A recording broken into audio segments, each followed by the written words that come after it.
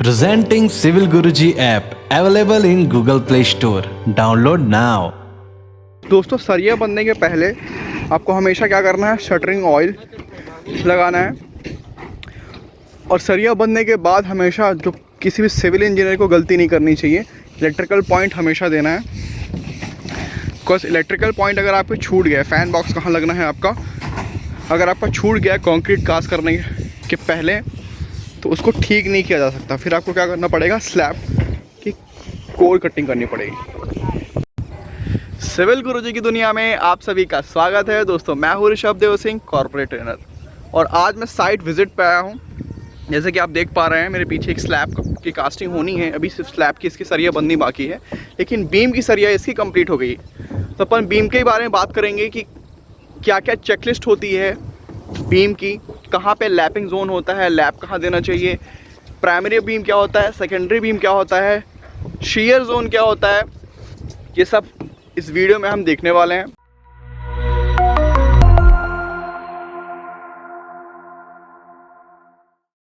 तो दोस्तों सबसे पहले अपन सेकेंडरी बीम के बारे में बात कर लेते हैं और प्राइमरी बीम के बारे में बात कर लेते हैं। तो डिफरेंस मैं आपको बता दूं साइड पे कि जैसे आप देख पा रहे हैं, एक ये बीम दिख रही है आपको, यहाँ से शुरू हो रही है और यहाँ पे ख़त्म हो रही है, यहाँ से शुरू हो रही है और यहाँ पे ख़त्म हो रही है।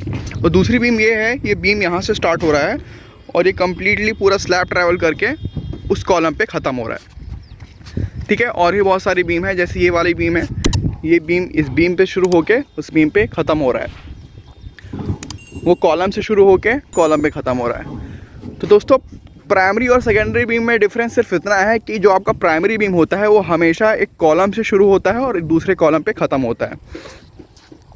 जो भी आपके साइड पे बीम है, अगर कॉलम टू कॉलम ख़त्म हो रहे हैं तो वो प्राइमरी बीम कहलाते हैं, और सेकेंडरी बीम कहलाते हैं जो आपके बीम से शुरू होके कॉलम पे ख़त्म होते हैं या फिर बीम से शुरू होके बीम पे ही ख़त्म होते हैं।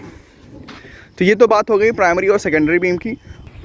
तो फ्रेंड्स अब बात कर लेते हैं अपन लैपिंग की। तो लैपिंग की बात करें तो जैसे कि आप देख पा रहे हैं, ये बीम एक कॉलम से शुरू होके और दूसरे कॉलम पे ख़त्म हो रहा है, मतलब कौन सा बीम है, ये प्राइमरी बीम है। अब लैप की बात करें अपन, तो ऊपर की जो सरिया है, ये जैसे 3 सरिया आपको दिख रही है, 16 की है और 3 16 नीचे दिया हुआ है। तो जब भी आपको टॉप पे लैपिंग देना होगा तो हमेशा आपको सेंटर ऑफ द पार्ट में देना है, मतलब कि आपका L/2 L/4 वहाँ से छोड़ के, L/4 वहाँ से छोड़ के, और बीच का जो पार्ट बच रहा है L/2, उसी जोन पे आपको हमेशा लैपिंग देनी है। ऐसा क्यों है मैं भी आगे बताऊंगा आपको। और अगर नीचे वाली सरिया की बात करें अपन, तो हमेशा कॉलम के जंक्शन पे देना है। जहाँ पे जंक्शन है आपका, कॉलम शुरू हो रहा है और ये कॉलम शुरू हो रहा है, तो यहाँ से हमेशा L/4 की डिस्टेंस पे आपको लैपिंग देनी है। इसका रीज़न ही बता रहा हूँ। नीचे वाले सरिया का एकदम कोने पे लैप इसलिए देना चाहिए क्योंकि ये हमारा शीयर जोन कहलाता है। मतलब कि ये कॉलम है आपका, और कॉलम से L/3 से लेके L/4 तक का जो पार्ट कहलाता है वो शीयर जोन कहलाता है। बिकॉज जैसे मैं यहाँ पे सरिया पे खड़ा हूँगा, इस बीम पे खड़ा हूँगा, तो सबसे ज़्यादा प्रेशर कहाँ पे पड़ेगा, लोड कहाँ पड़ेगा, सेंटर पे पड़ेगा, और सेंटर पे पड़ेगा तो वो नीचे झुकेगा।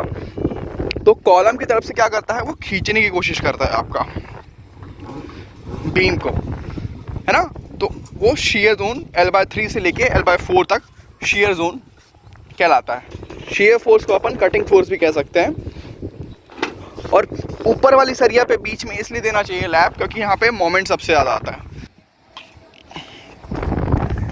चलिए आप शटरिंग की बात कर लेते हैं अपन, कि शटरिंग में क्या क्या चेक करना चाहिए आपको। तो जैसे ही आप स्लैब पे हैं, स्लैब पे आपको इसमें क्या चेक करना है, सबसे पहले ये जो आपके दिख रहे हैं, ये जहाँ पे जॉइंट्स आ रहे हैं आपके, तो जॉइंट्स क्या होने चाहिए, एकदम बंद होने चाहिए। बिकॉज यहाँ पे अगर कंक्रीटिंग की जाएगी तो आपका जो स्लरी है वो इन पॉइंट से बह जाएगा। उससे क्या होगा, कंक्रीट की स्ट्रेंथ कम हो जाती है। तो हमेशा इसको स्लैब कास्टिंग से पहले टेप वगैरह से कवर कर देना है ताकि आपकी स्लरी लीक नहीं हो पाए। दूसरा, आपको हमेशा लेवल चेक करना है साइड पे कि आपका जो शटरिंग का लेवल है वो सही है कि नहीं हर जगह पे।